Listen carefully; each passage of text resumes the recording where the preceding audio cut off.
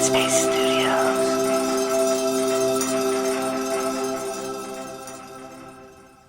Hello, friends, and welcome to Season 2 of the Yes Theory podcast, presented by Headspace Studios. Friendships are our most underrated relationships. In the media, there's a lot of attention given to relationships, marriages, and family. But why do we almost never talk about our friendships? They influence huge parts of our lives, and as the famous quote goes, you are the average of the 5 people you surround yourself with. So how do we nurture great friendships? What happens to them when we start to grow in different directions? Well, as Amar, Matt, and I have been friends for as many years as we have, we like to think a more appropriate term for our situation is marriage. Having lived together, worked together, filmed together, traveled the world together, and been friends for 6 years, our friendship is now evolving, which at first was really scary. I've thought to myself, how in the world did I get so lucky? We had done everything together for the past 5 years, but Matt was starting to lose a bit of his own identity in the group and needed some time away from filming to focus on something else, his writing. I have spent the last 5 years of my life sharing my stories with my friends to you watching.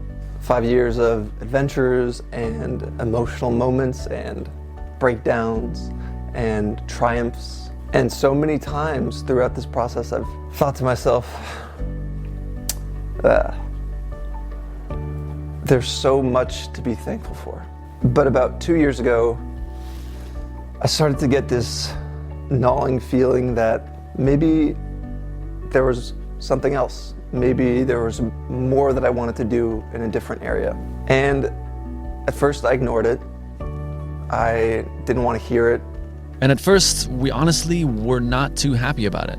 We felt a bit abandoned, and it was hard not to take it at least a little bit personally. But over time, we recognized that change was inevitable. As we grow older, our interests, our desires, and ambitions evolve for many of us. And after a few months of trying to figure out what this meant, we decided to give him some space.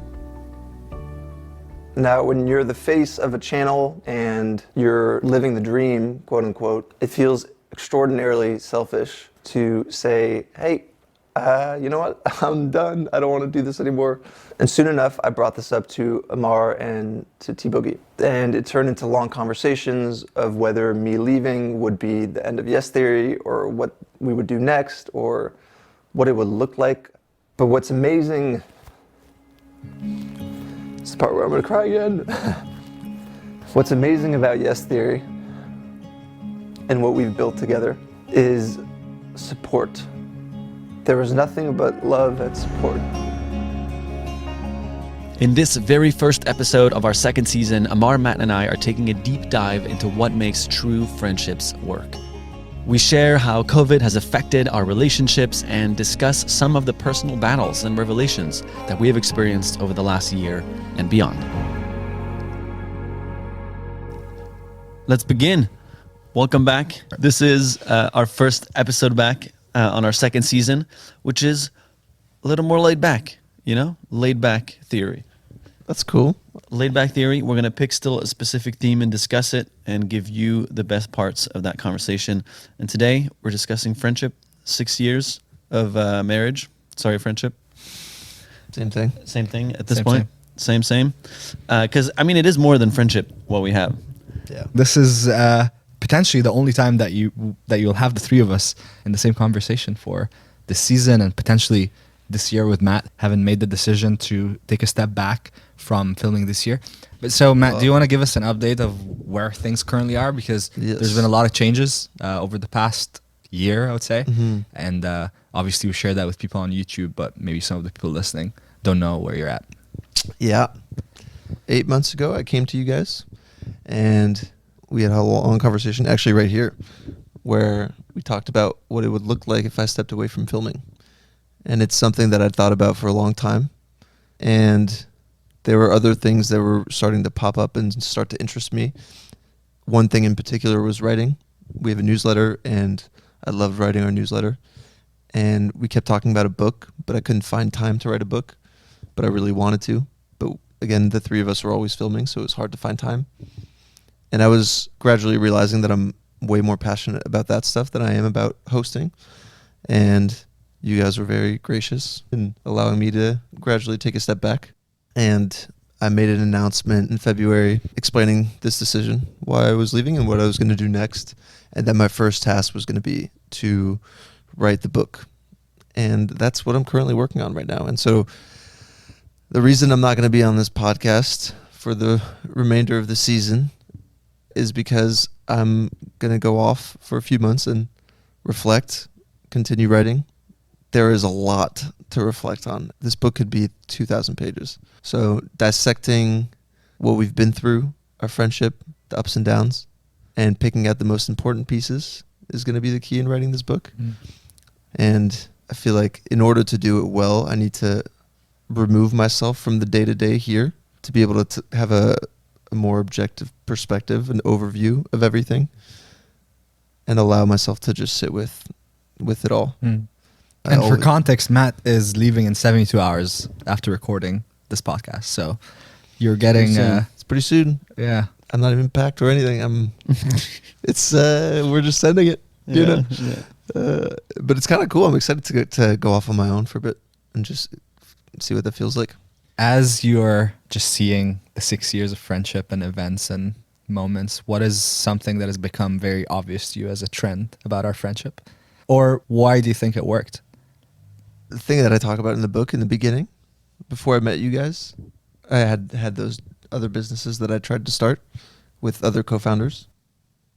And everybody was just half in, you know. But then when I met you guys, it was like, the way I describe it is, you feel like you've been crazy your whole life, and then you realize that this person speaks the same crazy language, and you understand each other the way that other people can't. Mm-hmm. Like they don't even speak the same language.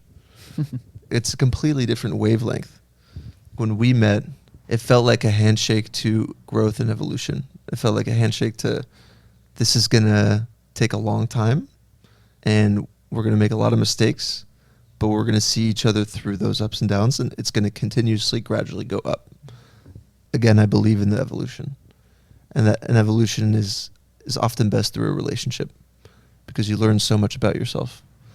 And I think what's made our relationship work is that we've just been so patient with each other through that evolution. And like, for example, you and I have very different phases of our evolution. And I'm going to call you out on your bullshit. When you say you and I, you mean you and Amar? Amar and I. You know, and I'm a little older as well, so I feel like my evolution has happened earlier, or at least the things that I've wanted to do in my life have happened sooner, I think, than you guys. And so on my part, that's required of patience to be like, okay, you know, 2 years ago I was in a very similar place, and I have to understand that this kind of stuff takes time. This friendship has just taught me everything. Everything. Just literally, it's revealed all my fears. My fears of abandonment, my fears of not being able to trust, my fears of losing everything.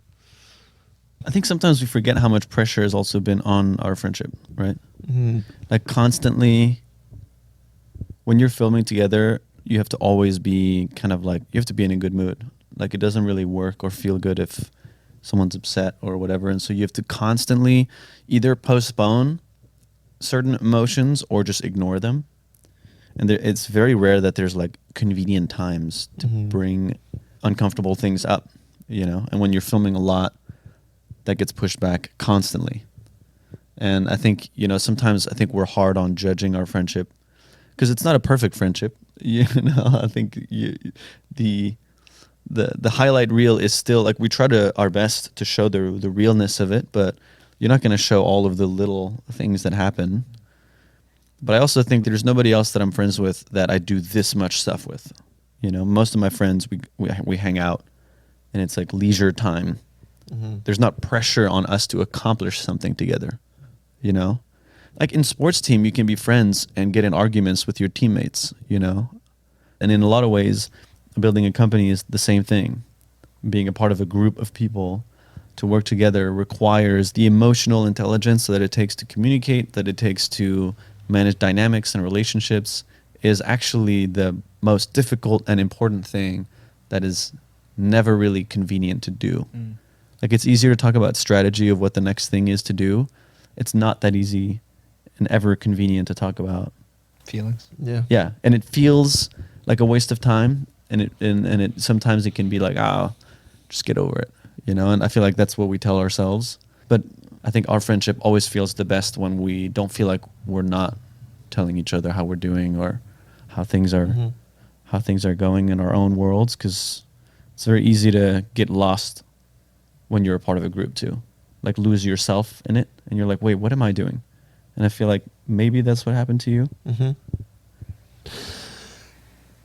I feel like not too long ago, honestly, I was just like, what part of my life is my own? Like, what thing outside of this do I have that's just for me?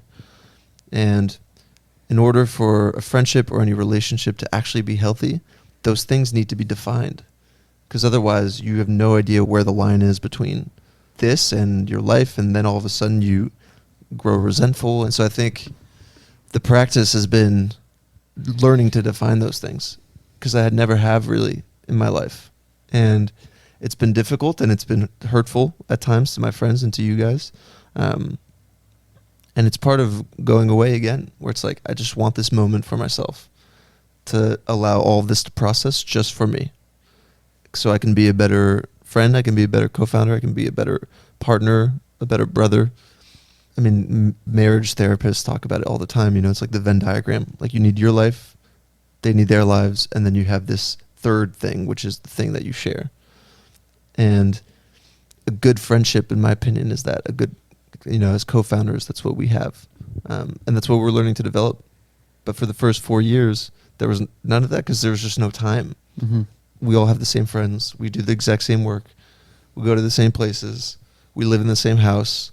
I think that the fear is almost this like lack of control over your own life. It's like a thing that you do is greatly going to affect me, and I don't have control over you. Same with, you know, for anybody in this group. And you need some control over your own life. You need some say. And I think as we grow older, it genuinely becomes more enjoyable, because you start to define who you are and what you like and what's just for you. But you also get to be a part of this amazing thing that we've created together. And what a blessing. It's like a family, you know. And it's just a learning process. It takes time to define those parts of yourself. I think it's really important to distinguish between friendship and work kind of co-founder responsibilities as well, right? I think part of what has been the challenges that we've faced sometimes is the fact that there is no line. And I think when we've done well is when we almost at the start of the conversation, or even when we give each other any kind of feedback, we say, my friendship part of me feels this way, and my co-founder part of me feels that way. You know, because sometimes those parts don't agree, right? Like when you wanted to leave, my friendship part was like, absolutely. But my co-founder part was like, well, what about me? Like, what do I do? I just do what now? You know, Yeah. like, where am I supposed? Are we just two people, or like, what's the deal now? You know, and it's taken a while to figure this out, and I think we're at a better place professionally, and I think that is actually allowing us now to figure out personally also, like, our relationships and our dynamics. For sure. So those have actually, once we drew the line and made it clear, it's made it easier to tackle each one at a time. Because when you try to do both at the same time, it gets really messy. And that's hard. And I think a lot of people that, I mean, if you have a co-founder, if you're building your own business, you either become friends with that person, or maybe you were friends in the first place. And they say, 2/3 of businesses fail specifically because co-founders stop getting along. Like, that's an insane amount of businesses that died because two humans couldn't talk to each other. That's crazy to think about, you know? And that was what our mentor said since the start, is like, as long as you guys still get along, this thing's going to be fine, you know? And I think that's why the periods where we like don't get along as well, or like have a hard time communicating with each other, it's scary because it's also our business, and the back of our heads, it's like, this is a lot. this is a lot of pressure on figuring this out.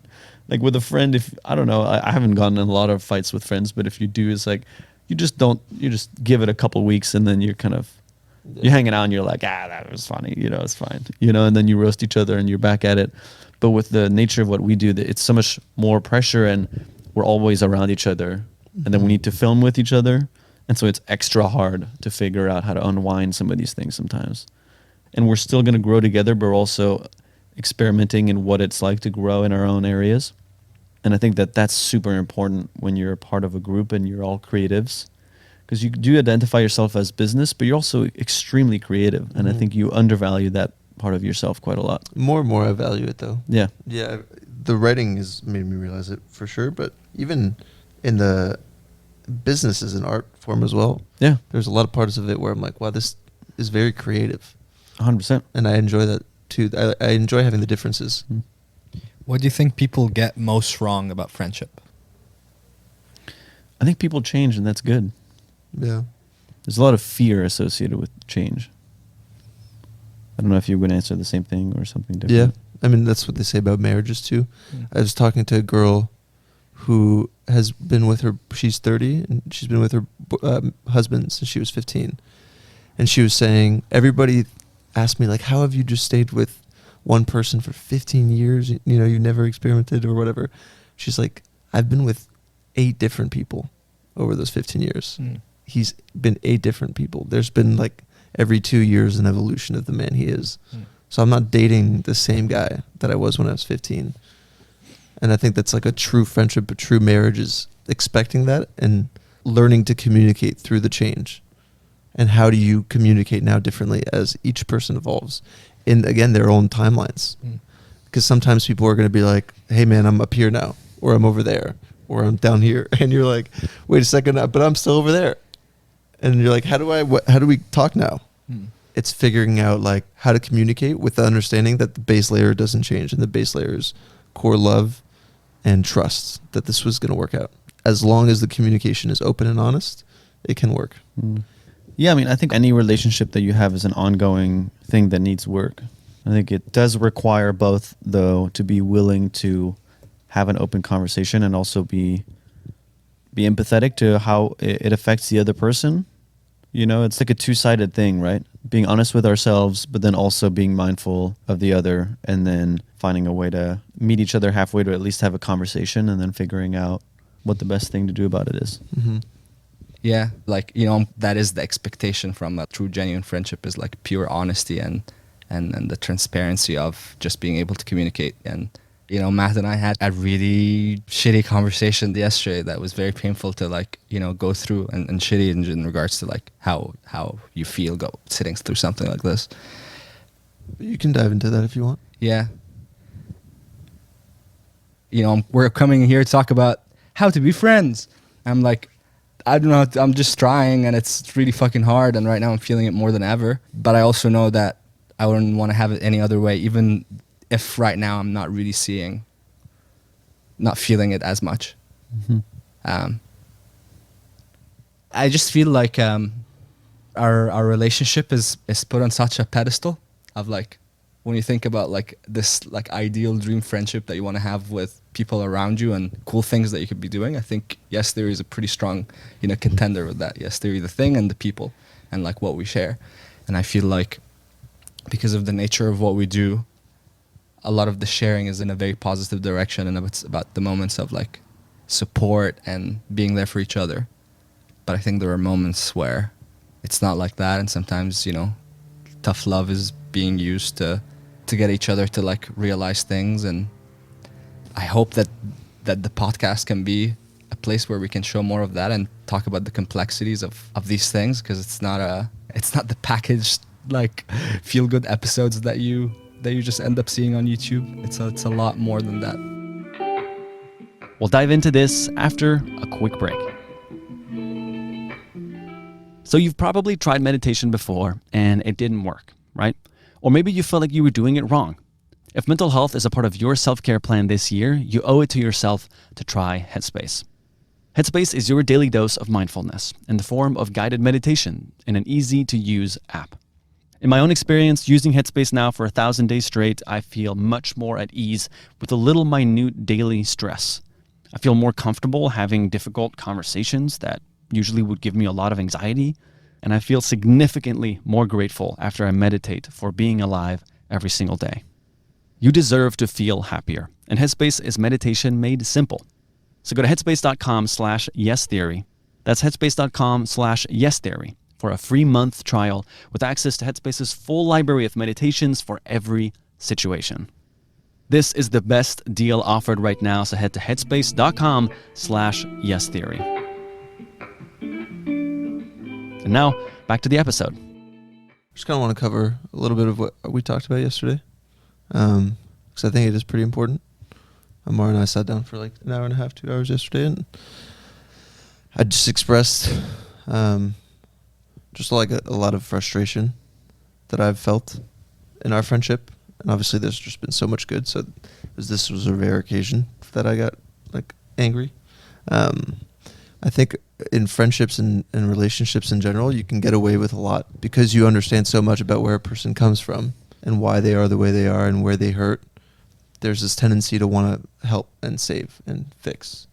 And what I've found that's been helpful for me is when people have told me where they can't be there for me, where this is my thing to deal with, where it's like, you're going to have to go through this and you'll be the better for it, but you can't keep coming to people with this same problem over and over.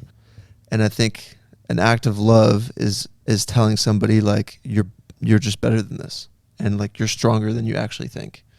And the things that annoy you about yourself are going to have to require you to go inwards. And at a certain point, I think a good friend, just like a good teacher, says what needs to be said and is there when they need to be there, but it ultimately steps away because the greatest teacher allows you to learn on your own. And I think where I've struggled in our friendship is sometimes I just haven't known that line of like, when do I need to be tough? When do I need to be there? When is it too much? And when is it my thing? And am I over exaggerating? And in trying to walk that line, you make mistakes, like you get angry when you're not supposed to get angry. You hurt the person when they didn't deserve to be hurt. And I have a tendency to be more extreme. But ultimately for me, it's out of a belief that the three of us individually are going to be incredible leaders. And incredible leaders take incredible care of themselves. Because nothing would make me happier than seeing both of you and the three of us all together becoming the best leaders possible. And I think we're getting there. But it starts with taking care of ourselves first. That's the number one thing in any relationship. Got to take care of yourself. Mm-hmm. I feel like any tendency that you've had to want to be extreme is more a response of maybe not having paid attention for too long, and then it feels like an extreme solution is needed. But really, almost every single time, like, it's much simpler than we think. For sure. But we build it up in our heads, especially if you're like an anxious person. It's very easy I'm a total conflict avoidant person, so that's how it happens for me. Like, I'm just afraid of causing conflict, and so I'd rather just not say it. And that's not great either. Yeah. And that's what I've realized last year is my fear of conflict has actually hurt our dynamic, because there's times where I was wanting to say something and I didn't. And then I walked into the dynamic with like an undertone of resentment. And then that was unfair because nobody knew. So it's unfair because I didn't even give you guys a chance to notice that I was feeling not great about certain things. And so what I learned last year and start of this year is that the main responsibility I have is to not being afraid to being honest. But also, when I was honest, I was trying my absolute best to also be extremely considerate of both of your sides. And I knew that there's certain things that I would say that would hurt and shake some feelings. But at the same time, I was also trying my best to show that I'm not giving up. I'm not leaving you as humans, but I'm going to be clear about how I feel about some of the work parts of what we do. But I'm not abandoning either of you as humans. Because at the start of the year, I did have a lot of trouble with figuring out my individuality in this group and what I want to do, and do we even still want to do the same thing? Like when you wanted to leave and write the book, and I was in France and I couldn't get back, and I was filming on my own and you were filming here. Like, I started to question, like, do we all want to do the same thing still, And like, I wanted to still do YouTube. That's what I really enjoyed doing that.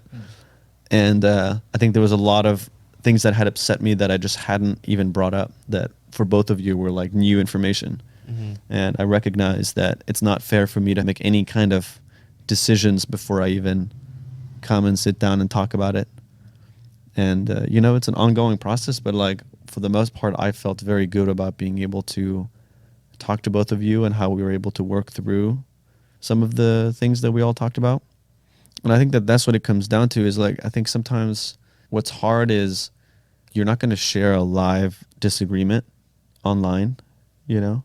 So sometimes what goes up the week that we're disagreeing is a video of us hanging out. And I think that creates, like, it rubs off a little bit on the feeling because it's like, are we lying to people? You know what I mean? Like, that's the hardest part, is not feeling like we're even being honest to the outside world. And then it feels like, is it a brand? And I think that's when it sucks the most, is when like what's happening behind the scenes and what's being put out into the world is different. Because, I mean, you're not going to line those things up right away. And what are you supposed to do? Like, hey guys, we're fighting right now. You know, like that's going to happen. And like, it's really hard to reconcile that. And I think that that's why it's not even like a regular co-founder relationship that we have. It's actually even more complicated than that. Like it's... That's what I'm realizing through this conversation is actually our relationship doesn't look like a regular friendship at all. Yeah. Because there's so much... Yeah, we're not really talking about friendship. We're talking about how having massively intertwined lives, we're in like a weird pocket, actually. We're not just co-founders. We're like publicly living, you know. And when you add all those layers up, it's a lot. Yeah, like, honestly, I did an inventory of all the people that I know in my head, and there's not that many that I could see doing all of these things for 6 years with. Like, I think it's pretty magical that we've actually been able to do all of this for 6 years. Like, it's a lot.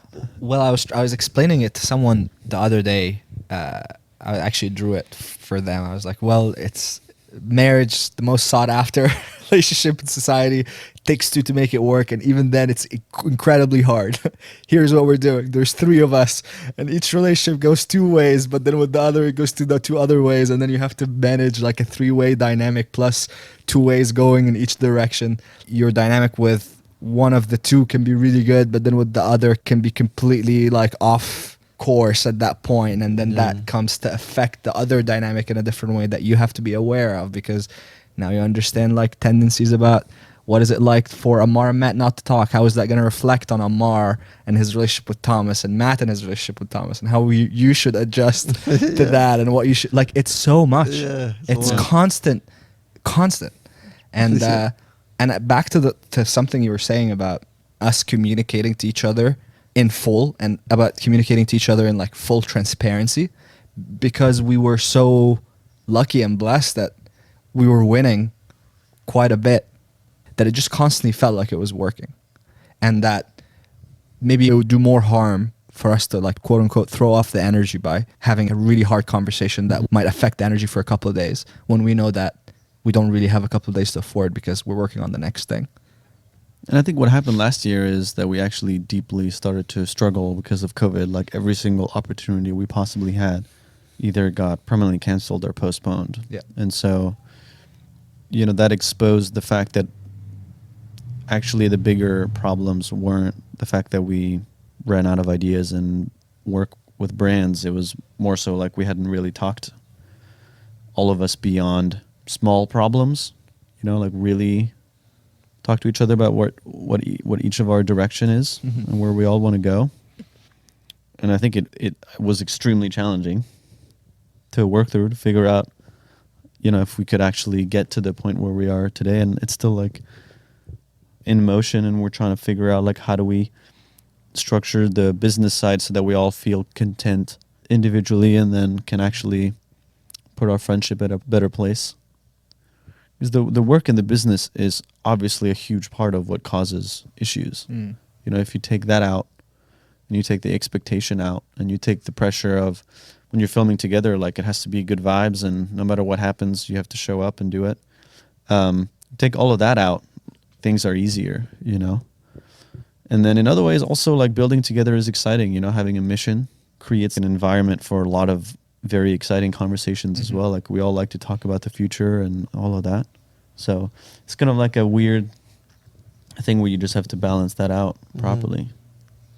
Man, the amount of relationships that we know that got screwed by COVID screwed in probably a good way, but the amount of breakups of I had 2 of them. well, yeah, I mean, yeah, but you, Two of them. and then friends. There's so many friends and co-founders that we know. I mean, COVID, it was like you saw what was happening in the world was also happening in homes with couples and relationships. You can't distract yourself from it, so everything's coming to the surface. Yeah. All this bubbled up anger and resentment and the things that you just avoided talking about because everybody was just too busy and had to move on.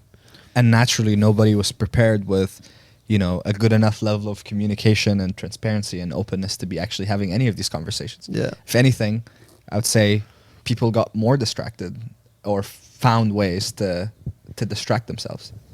I think you picked one of the two, right? It's either like you lean into it, Yeah. or you found better ways to forget about it. Yeah. But honestly, had COVID not happened, we would have probably not had a lot of tough conversations, and then we might not actually be all, it might have reached the point of explosion. For sure. I mean, the direction it was going in is completely different to where it is now Yeah. before COVID. And I genuinely feel amazing about where we are now Yeah. in terms of the way that we're building, the way that we're still working on communicating with each other and figuring out how to do that the best way possible. I mean, yeah, we're in a co-founder dynamic, and any dynamic that you have, I think learning how to be good at communicating is obviously one thing, but learning how to also apologize and forgive is a very big part of healing and moving on, because there is zero relationships that's perfect. There's just none, and I think some are not great, and it's good that those relationships end when they're not great, but others just require 2 humans to figure out how to communicate maturely, and that's difficult, and there's going to be mistakes, and it's just about being in for the ride of that. It's a constantly learning, evolving thing, and not letting egos either get hurt or also just letting the egos accept the fact that there's always a lot of learning to happen. What's one thing people can do to call in better friends in their lives? How do you prime yourself with the attitude, the energy? What the is your outlook? answer to that? Because Be in motion towards the things that you want to build and the things that you want to create, because that is actually how you align the frequencies of other people who are on a similar pursuit end up coming into your life. And I feel that's so evident in our story. I feel like we were doing pretty well at 21 and 22 and 23, and just really trying to find the people that align in values and align in just life philosophy, and that allowed us to eventually find each other, commit to each other, and build what we built. So I'd say being in motion, not waiting for the right people to be in motion. But yeah, putting yourself out there is Yeah. 100% being proactive about it. Yeah. I've heard that we get some of the natural itch that we have to socialize. We get it. We get an empty version on social media. Because if we didn't have social media and we had no idea what people were doing, we would be having way more conversations with people. We would be way more proactive about reaching out and doing things, But now it's so easy to feel like you have been social when you haven't. Yeah.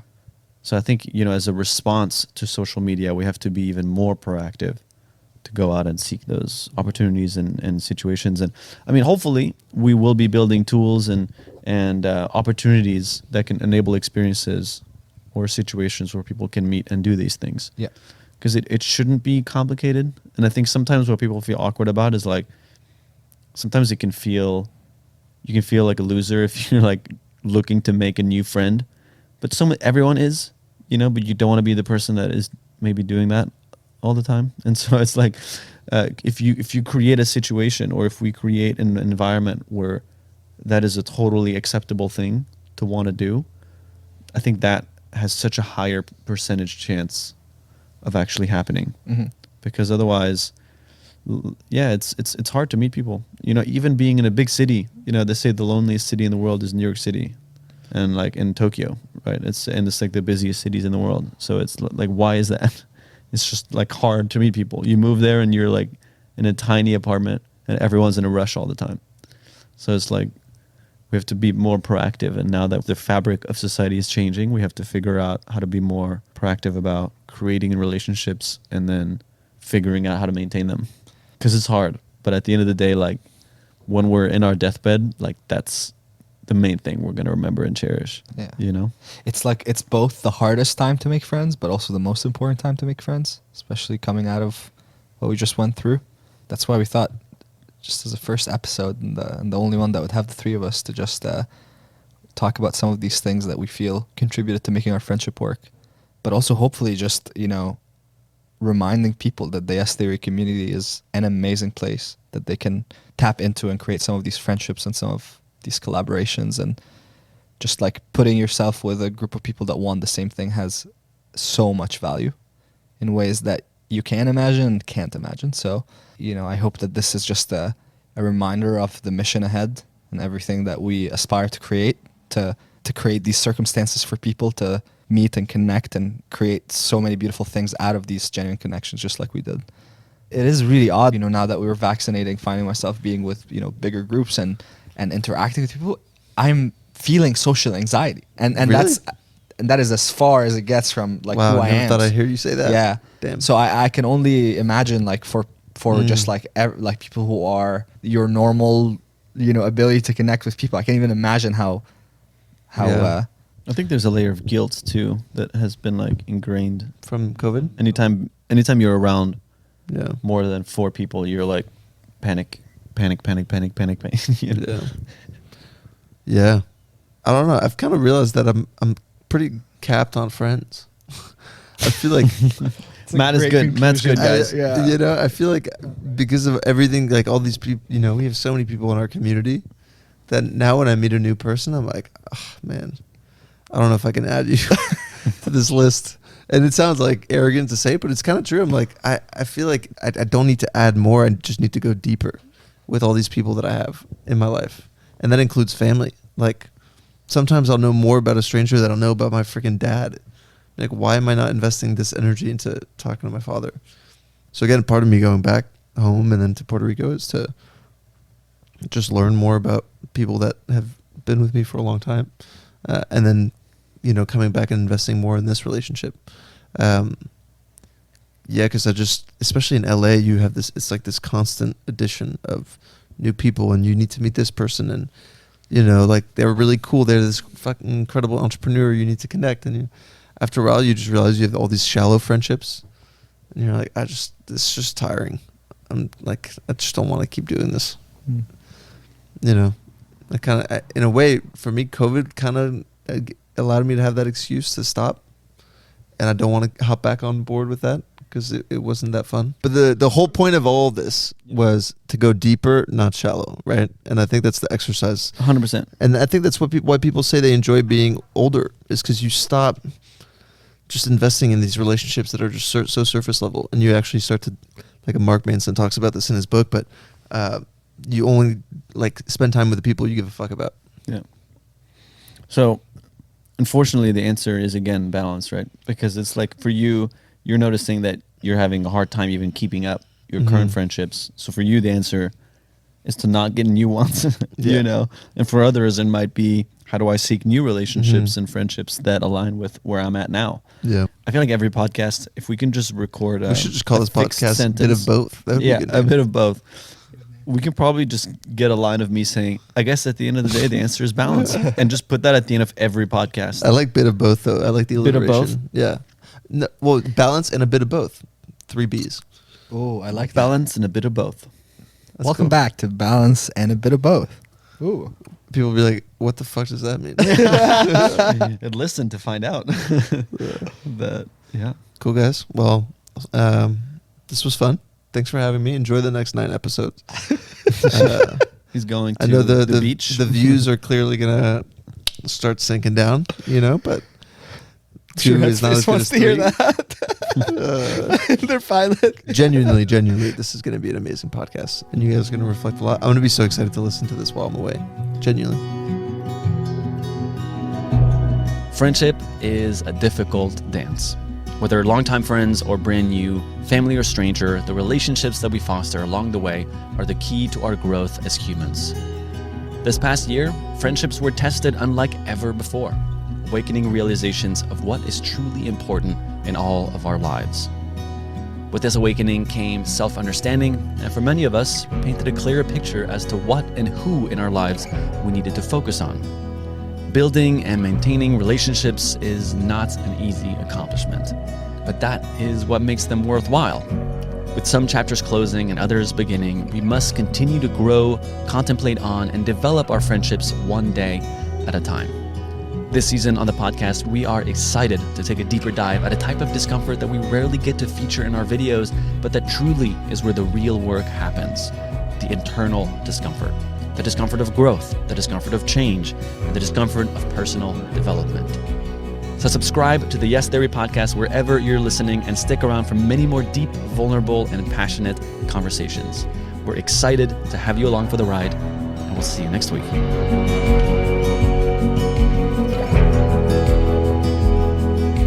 I'm your host for this episode, Thomas Bragg, but I would not be here without my friends Matt and Amar.